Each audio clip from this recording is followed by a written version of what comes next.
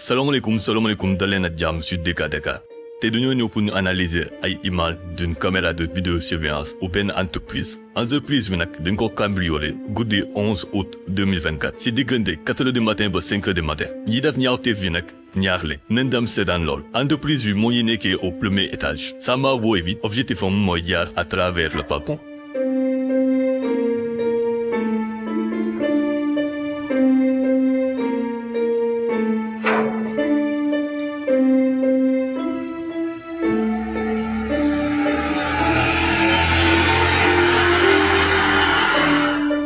Comme ni ngeen ko gisee dans sa première tentative dafa dégg benn moto di ñëw loolu moo waral mu wàcc gaaw daal dem laxatu ji.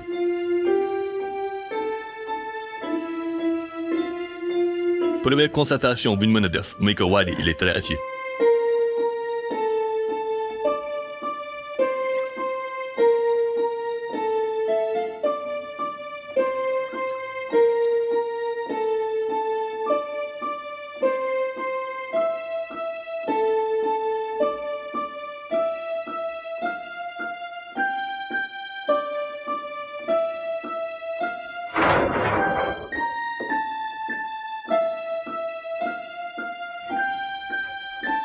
Mais cependant gis na ne moom mënul jaaree à travers le balcon léegi nag ci la dem wooyi complice am bi mu àndal pour ñu jéem a xool solution.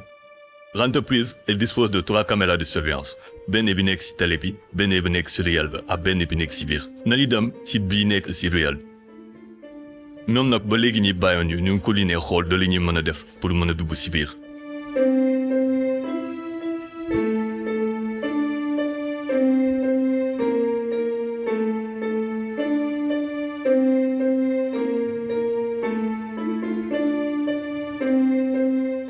Comme ni ngeen ko gisee ñoo ngi toog di waxtaan pour jéem a xool noonu la ñuy def.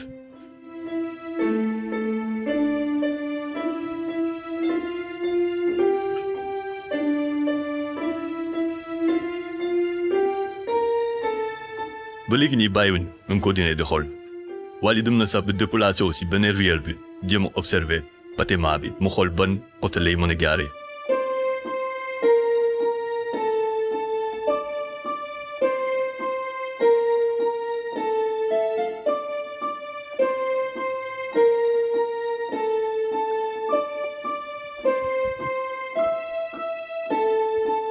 Après quelques minutes mbir mi gën na leer pour ñoom te xam nañ exactement nan la ñu war a mën a def ba dugg fu ñu bëgg a dugg.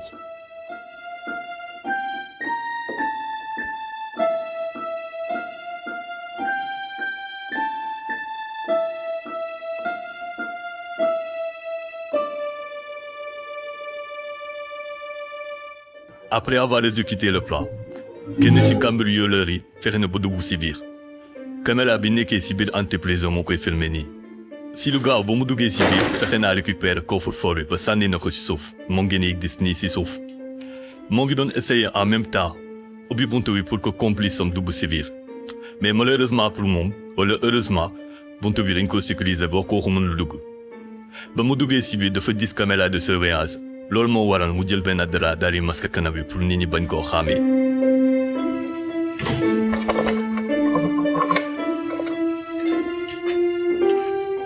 ginnaaw buñ muuree coffre bi ci ab tissu yëkkati nañ coffre bi daal di dem ak moom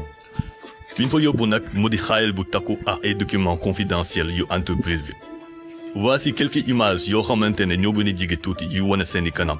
entreprise bi nag yi jamono ji ñoo ngi wër ñiy def ñaawteef yi parce que li ñuy def nii entraîné na ay yàqu-yàqu yu bari pour entreprise bi. mbir mi nag mooy nii situation wu insécurité bi ci dëkk bi chaque jour dañ koy continuer di ko dénoncer.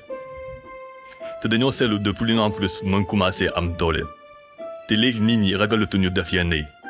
juste dañ leen di wax rek ñu gën a veiller seeni sécurité ngeen di essayer anticiper bépp scénario pour que yu mel ni bañ a am. genre situation yi nag leen moo waroo mu di am benn gardien boo xamante ne dafay surveiller mais loolu noonu dafay nekk sur sa entreprise ou bien nga am ay détecteurs de mouvement yoo xamante ne dafay permettre bépp personne bu mu détecter rek dafay sonner alarme te alarme boobu noonu pour nga désactiver il faut nga dugal code. Imagine woon ci situation bi ni moo amoon alarme boo xam ne dafa nekkoon ci biir bureau yi te saa bu mu déclenché rek ni ki def ñaawteef fi dafay nekk en panique bu boobaa premier réflexe am mooy daw parce que dafay bañ ko fa fekk parce que il est bien beau nga def caméra de surveillance mais su fekkee ne defoo fa système boo xamante ne dafay difficile nit ki dugg mu mën la koo signaler